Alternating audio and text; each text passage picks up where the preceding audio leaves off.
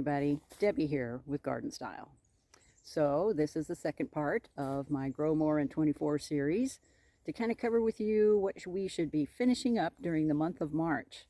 Now today is St. Patty's Day, and yes, I'm a little late, but we've been absolutely slammed the last few days because we finally got up to the 60s, and today it'll be in the 70s. Oh my God. So that just means a real early spring for those of us here in the Northwest. And I thought I would cover some basic things that we would like to get done during the month of March. This is probably one of the busiest months of the year as far as finishing up projects in the yard. Things like pruning. Time to get the pruning finished up and done. What's our second thing we want to do? Well, fertilizing. Fertilize everything. It's real important, especially as things are starting to get their leaves on them and get growing, that we start fertilizing. I'm going to spin around here real quick because I can see the sun's coming my direction. So as we get the pruning done, we get the fertilizing done, we of course want to finish cleaning up the beds and getting those ready for planting. And I do the majority of my planting during the month of April. So there's still a couple weeks left here where we can start finishing up what we got to get done out in the yard. The third thing we need to start to do is start looking at the lawn. Believe it or not, I finally got to cut the grass for the first time this year, just a couple of days ago, because it was finally dry enough, thanks to this little warm spell that we've received here in the Northwest. We're so blessed to have it come so early. But now I'm looking for moss control, fertilizing the lawn, raking and cleaning some bare spots so I can reseed. So all of that will be just nothing but a huge success by the time you get to May, because the weather is still cool. And the grasses here in the Northwest, fescues, rye, all do very well in colder weather. And that goes for the seed as well. But with this warm spell that we've had, it's warming up the soil. So it just means that your grass seeds are going to come up even faster than they normally would. So pay attention to your lawn. See how much you can get it in shape. I'm not going to fertilize my lawn until the beginning of April. And then I'll do it again in May.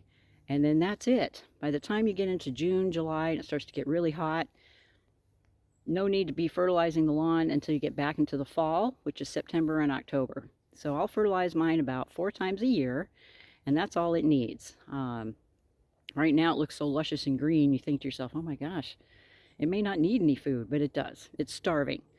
After all the rain that we've received over the winter time, it's starving. So it's going to need some good food. Either whether that's an organic fertilizer, Scott's puts out some really good product, although that's instantaneous, and that's actually worse for your lawn than if you were to go with like an organic fertilizer, which is slow and releases the nutrients back into the soil, and that way you're not getting overgrowth and then suddenly having it die back. So I totally recommend a organic lawn fertilizer, something that moves slowly into the soil and of course helps to enrich the soil as well as feed your grass. So, and edging your beds. It's finally gotten to dry enough where I'm going to attempt that as soon as I finish, cleaning out the rest of my perennial beds, which will come up in my next video. I'm going to show you what I'm doing there. But as you can see behind me, we've got trees starting to bloom, and it's just such a wonderful feeling. We're finally here. It's finally spring as far as I'm concerned. Now our spring here starts on the 20th. It's actually a little later this year because we have a leap year. So depending on where you live, 20th, 21st is usually the time where spring is officially hitting. But I think it's later this year because we have an extra day in February this year in our leap year. But anyway, spring has already sprung for us just this past week with the warmer weather. And we have been busy at the nursery. Okay. Another thing you need to be doing this month is planting your early season veggies. Things like potato starts. A lot of your green onions can start to get planted now, your onion sets. Spring and summer bulbs, like alliums, dahlias, those types of bulbs can start going in the ground now. What other kinds of planting? Well, of course, early season veggies for the regular vegetable garden, and that would be things like your lettuce, kale, cabbage, radishes, carrots you can put in the ground right now, peas, broccoli. There's a vast array of cool season veggies, and we're already starting to receive those in here at the nursery. I'm not too concerned about frost, but if you see that it's starting to get a little colder out, then by all means, put some frost covers on your new starts. But it's going to be an unusual year this year, I think. I think we're going to be in for an earlier, warmer spring. I can see over the next 10 days we're not getting anywhere near freezing. We'll be in the 40s, but nowhere near the 30s, which kind of gives you a little sigh of relief. Okay, what else should we be doing in March? Other than the items that I've just told you about, now's the time to start cleaning up your containers on your decks, your patios. Get those nice and clean, refresh them with some fresh soil, and prepare for annuals. I've already put in a huge order for early annuals. Petunias, geraniums, calibrachoa, all of those types of early annuals are starting to come in. Begonias, impatiens, those things are a lot more tender, so we usually don't receive them in until April, and I usually wait until April anyway to plant some more of those tender type plants. But yeah, now it's time to gear up and get ready, and it's just very, very, very exciting.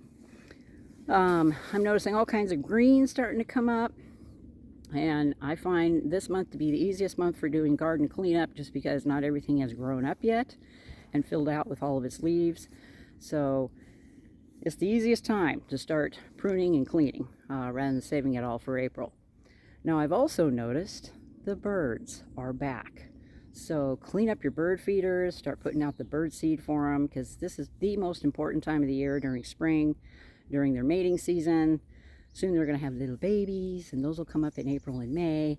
So they really need food. So for all of you bird lovers out there, start filling up your feeders, getting them clean, and enjoy, of course, the company of some extra birds during the spring.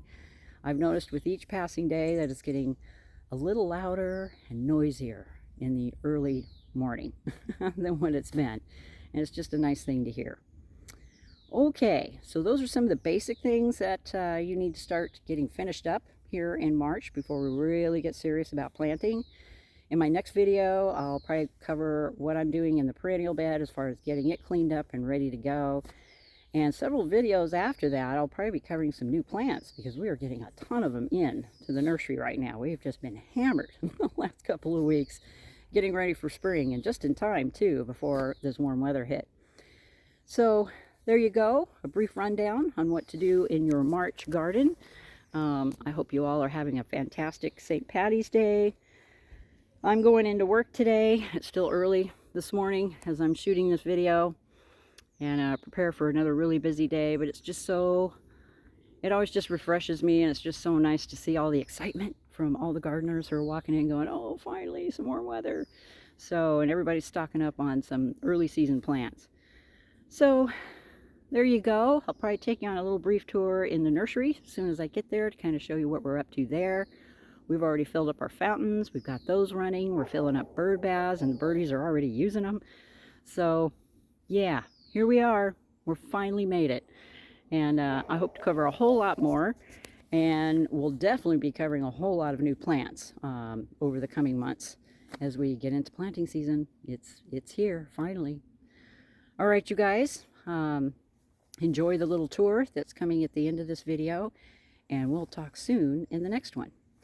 And if you want to receive our newsletters, just sign up at sunnycrestnursery.com. We're going to send out probably a monthly, bi-monthly newsletters now for the next 3 to 4 months as we're getting into the real busy time of the year for gardeners. And of course, if you like this video and you enjoy getting this new information, by all means share it with your friends. And you can leave your comments and any questions you may have in the description box down below. All right, you guys. Enjoy your spring, and I hope you're getting out there and enjoying this sun while we have it. Talk to you soon. Bye for now.